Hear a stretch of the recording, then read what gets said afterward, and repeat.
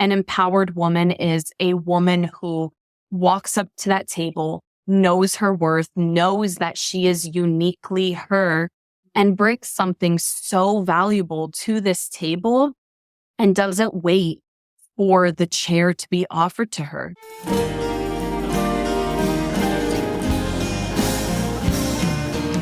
Welcome to the Empowered Woman Podcast, the #1 show on visibility strategies for women entrepreneurs.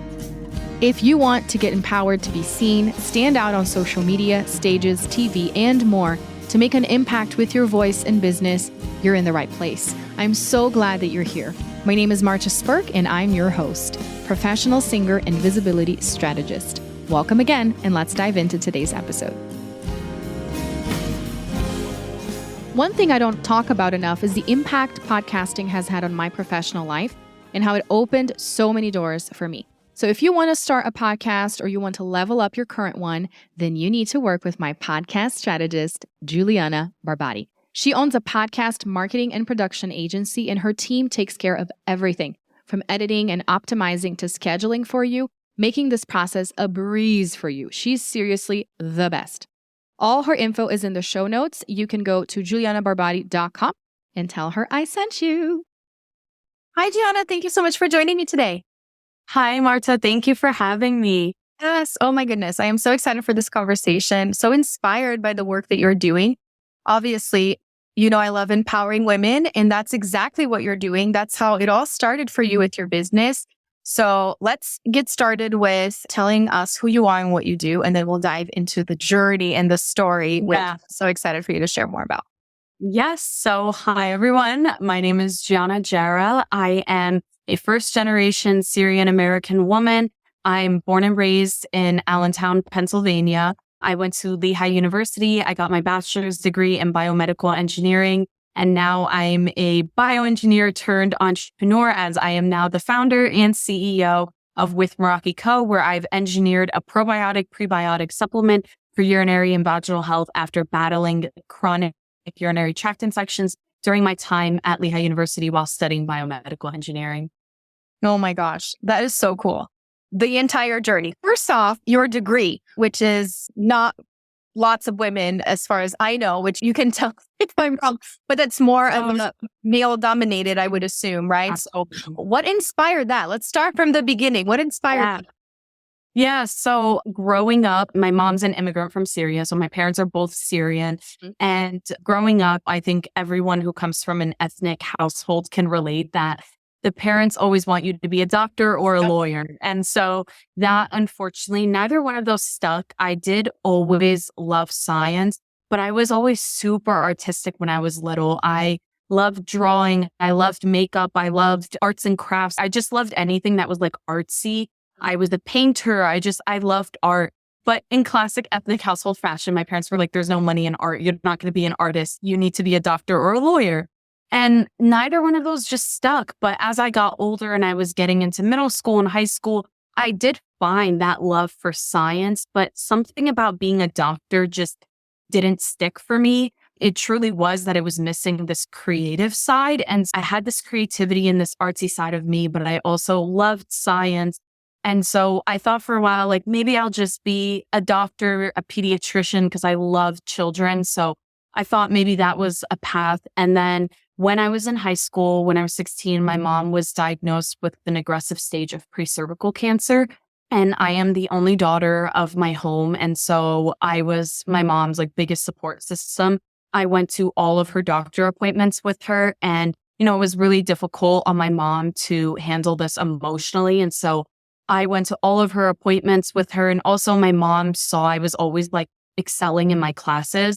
And so I had this really in-depth knowledge of science in the medical field. And I was taking medical terminology and all these AP courses and stuff that my mom also wanted me there because of my intelligence. And she wanted me to help even with translating certain words, being I go to school in America and stuff.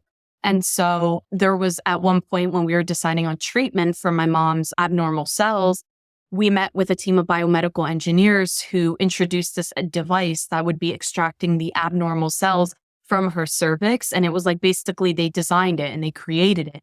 And so that was sitting in that office was my aha moment where I was like, oh my God, they designed this, they created it. This is the blend of both my passion of art and my love for science, like biomedical engineering blends the two. And so I was like, that's what I want to do. I want to be a biomedical engineer. And I pursued biomedical engineering and I never looked back. And I'm Oh my gosh. so thankful that I didn't. That is so fascinating. And it's so interesting how our life's journey really takes us to these places after we look back and we're like, oh, that's where it started. That's where this happened. That was the insight or the light bulb. And it's fun to look back. And thank you so much for sharing. That's a beautiful story.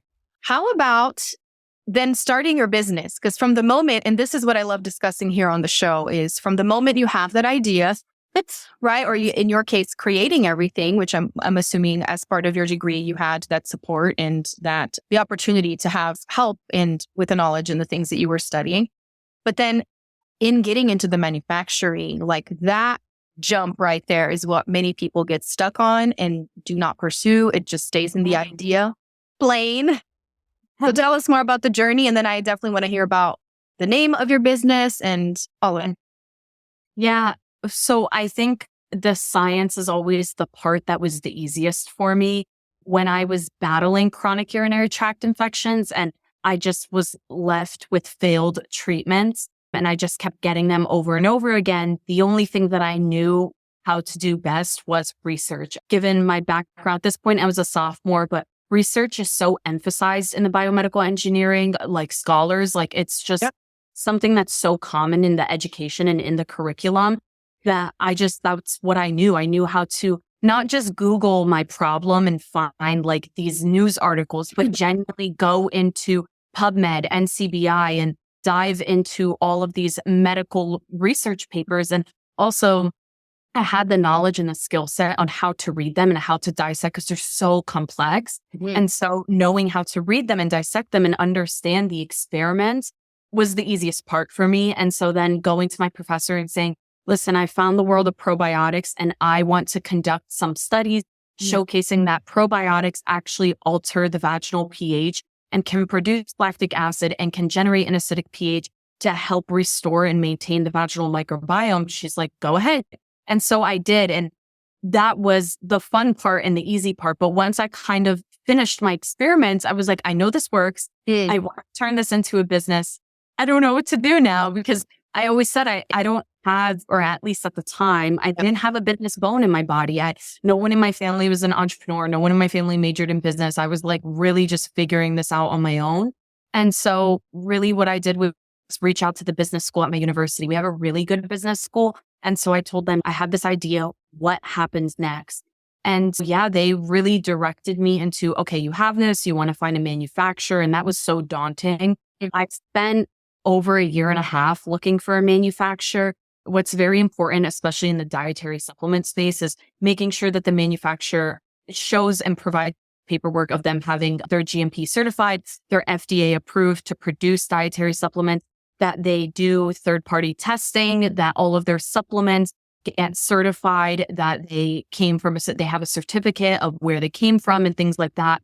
And so really just like making sure that this lab can provide me with all of this information was like super, super important to me.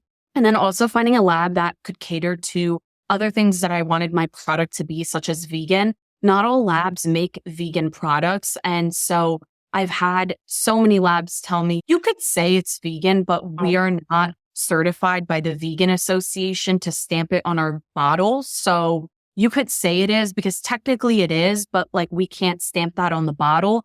And I was like, I understand, but if I'm willing to pay the extra cost to get it vegan certified, I feel like you guys should do that for me. And so I've had some issues with things where it was disheartening because we'd have conversations for months and months on end about formulations and all of this stuff. And then it's just, oh, we can't make your product vegan because of this. And I'm like, okay. And I wanted a lab that can do it all. And I did find a lab and I'm very thankful they were able to really sit down with me. We were taught everything. You have those conversations, everything from pricing to the actual pill itself to the label and the design and the regulations team. And I think what's the scariest part of doing this is I'm fresh out of college and I'm talking to these like big manufacturers. Right.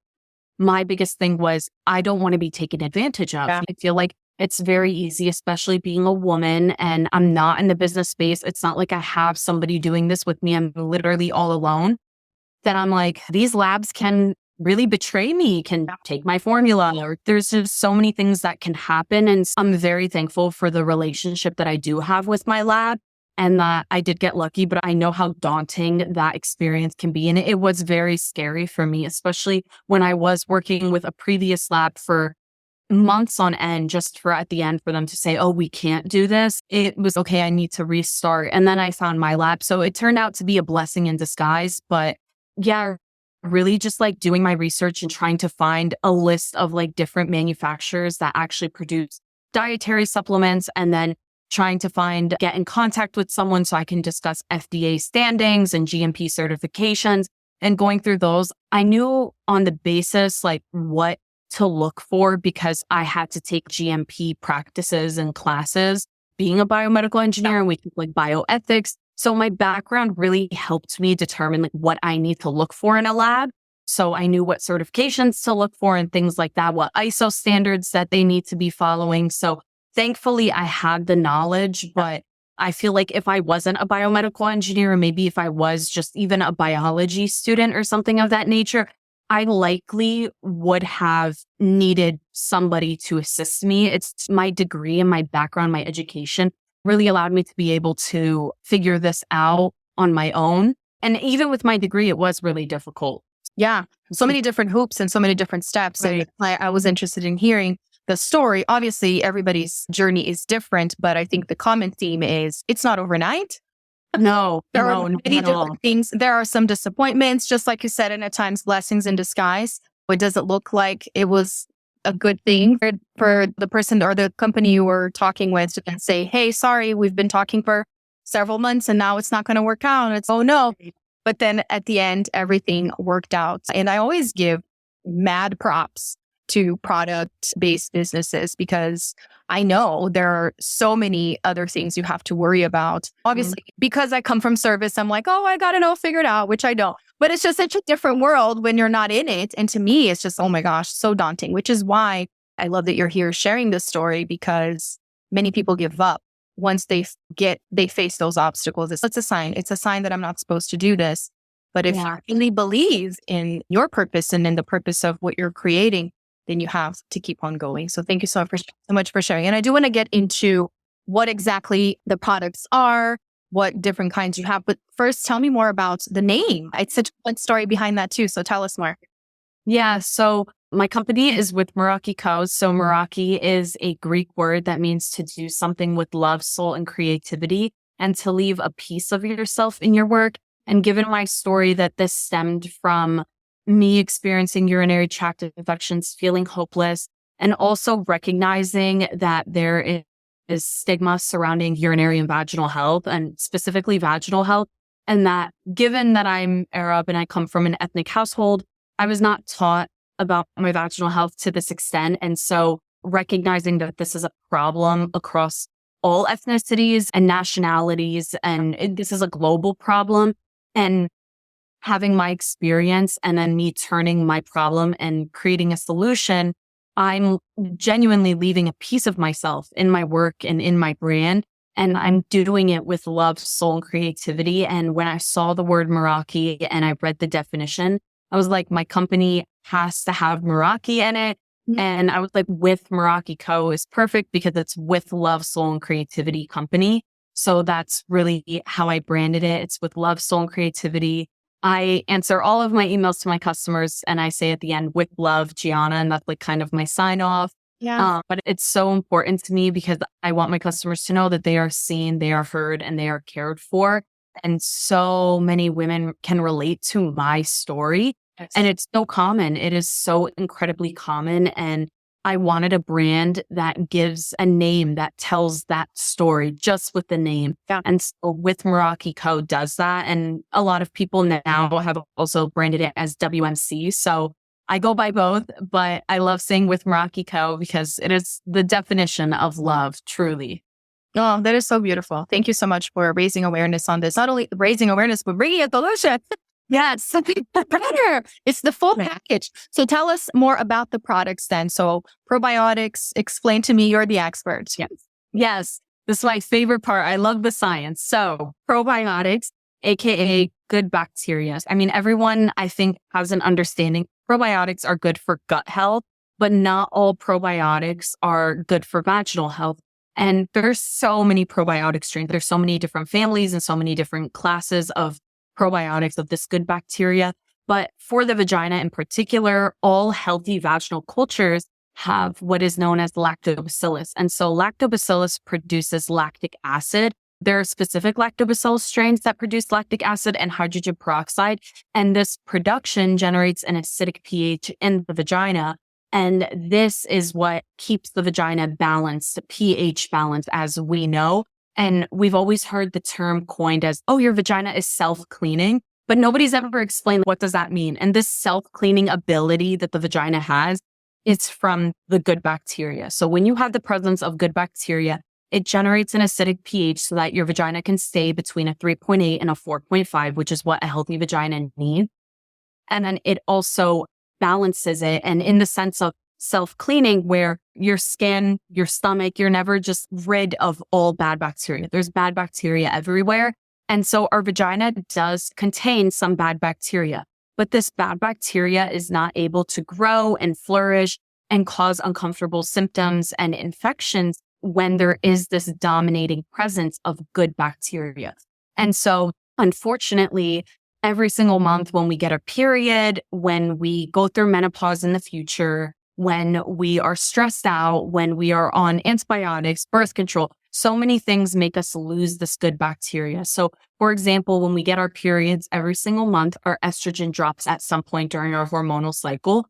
And when your estrogen drops, your glycogen supply, which is the energy source for lactobacillus, drops as well, because estrogen is what produces this glycogen. And when the glycogen drops, the lactobacillus struggles to find its energy source to stay alive. So naturally, lactobacillus dies off.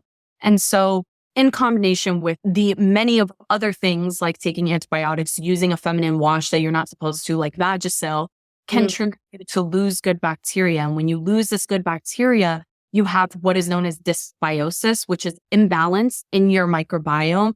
When you lose good bacteria, bad bacteria and fungus that causes yeast infections love to grow. And so this is where either the yeast will start to flourish or the bacteria, anaerobic bacteria that causes bacterial vaginosis starts to grow, or even pathogenic E. coli can enter the vaginal tract and enter the urethra and cause a UTI. And so lactobacillus is so important for a balanced vaginal microbiome, and you need lactobacillus to have a healthy vagina. So my product contains 50 billion CFUs, colony-forming units, of lactobacillus and bifidobacterium, specifically 45 billion of lactobacillus and 5 billion of bifidobacterium. So bifidobacterium has been shown to help lactobacillus survive throughout the gut. So what's important is probiotics, especially when they're orally taken, in order to make it to the vagina, they have to be able to make it to the gut. And so many companies in this industry don't formulate their probiotics so that they make it to the gut. And unfortunately, they use buzzwords and the science to make it seem like, oh yeah, this is going to work, but it doesn't actually work. And we wanted to make sure that it is formulated so that you're getting enough of this good bacteria to actually make it to your gut. Because what people don't know is that probiotics that are taken orally, the probiotics actually ascend from your rectum, and that's how UTIs actually happen. So uropathogenic E. coli ascends from E. coli from your rectum. And what research has been telling us is that your GI tract, your digestive health your gut microbiome is relatively similar to your vaginal microbiome. And people who have chronic yeast infections typically have yeast in their gut. And so your rectal mucosa ascends to your vaginal mucosa. And it's something that not enough people talk about and not enough people know about. And so, but when you're talking about formulating probiotics, you want to make sure that these oral probiotics are populating in the gut to correct the gut health so we can solve the root problem. But then also these probiotics can then ascend and climb to the vagina and repopulate in the vagina. And so we have this 50 billion CFUs of probiotics. All of these strains are made with a specific technology. We use the Bears technology, which is bioenhanced acid-resistant strains. So they are meant to survive very low pHs and very high pHs. So the idea is that if, let's say, the capsule is broken or damaged of some sort, when you take the pill and you swallow it, when it enters your stomach, that if this capsule disintegrates, these strains don't die because of this very acidic environment of the stomach. They survive. So we have a certain technology to make sure that they survive the stomach and can actually make it to the intestines, because that's where you want them to go. You want them to make it to the colon and to the intestines.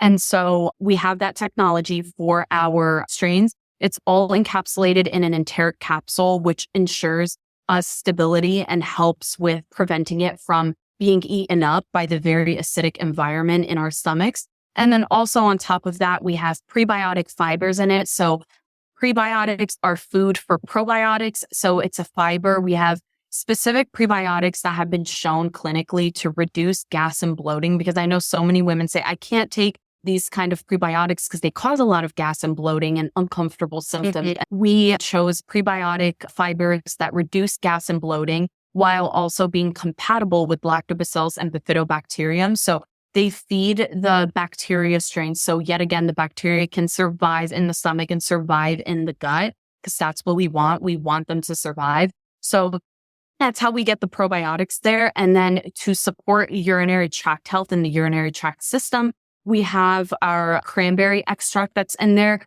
This is a patented cranberry extract formula that contains 36 milligrams of the clinically studied cranberry extract that needs a clinically studied proanthocyanidin amount. So PACs are a double bonded molecular structure that is found in cranberries. There's proanthocyanidins in blueberries and I think in other berries. But what's important about cranberries is that they have this double bond molecular structure. And these proanthocyanidins attach to the epithelial cell at the urethra, and they help flush the urinary tract and help prevent E. coli and uropathogenic pathogens from reaching the urethra and causing a urinary tract infection. And so they're basically a protector, these proanthocyanidins. And so our cranberry extract has this patented amount of 36 milligrams of proanthocyanidins in it so that it can protect your urinary tract. And then we also have vitamin D in there, 1,000 IUs of vitamin D. There has been a link to people with vitamin D deficiencies and having bladder infections. And so we wanted to correct this. And so many people have vitamin D deficiencies and don't know about it. There's also been studies showcasing that vitamin D in combination with probiotics help regulate estrogen. And so hormonal imbalances can be a trigger to urinary tract infections as well. So it's all encompassing and it's everything you need for optimal urinary and vaginal health. Oh my gosh, you thought of everything. I really did. And I can tell your passion. I can feel your passion as you're explaining to us lay people. Well, that was fascinating. I love it. So how can we find these products? And I know you have a special coupon code for our listeners. Where do we go? Yes. So you can find With Meraki Co probiotics on my website. It is www.shopwithmerakico.com. You can find that link for my website on my Instagram pages as well as my TikTok. Our Instagram page that has our website linked is With Meraki Co. And my TikTok is just my first name, Giana, and then MJ. And I have my company link listed in the bio as well. Very good. I love it so much. And we'll make sure and put all the links, the coupon code, everything in the show notes so people have access to it. And last but not least, I love asking this $1 million question before we wrap up to all my guests. Are you ready? Yes, I'm ready. I'm excited. Okay. Giana, what is an empowered woman? What is an empowered woman? So I definitely was not prepared for the question, which I love. And Whatever. Such an authentic answer. Yeah, no, that's the best part is that this is such an authentic answer. I always go back to whenever someone asks me a question similar to this, the one time I was speaking at a boarding school and it was a high school and it's local in Pennsylvania. And I was sharing my story and I had a student who was a minority similar to me. And they asked me a question that I was just surprised to hear from a high schooler. And they said, what made you, as a Middle Eastern woman in a male dominated field, both in entrepreneurship and in engineering, what made you feel that you deserve a seat at the table? And I was like, wow, I've never been asked this question. And I sat there and I had to really think about it. And I think what an empowered woman is a woman who doesn't wait for a seat to be offered to her. It's a woman who walks up to the table and pulls the chair out herself and takes that seat.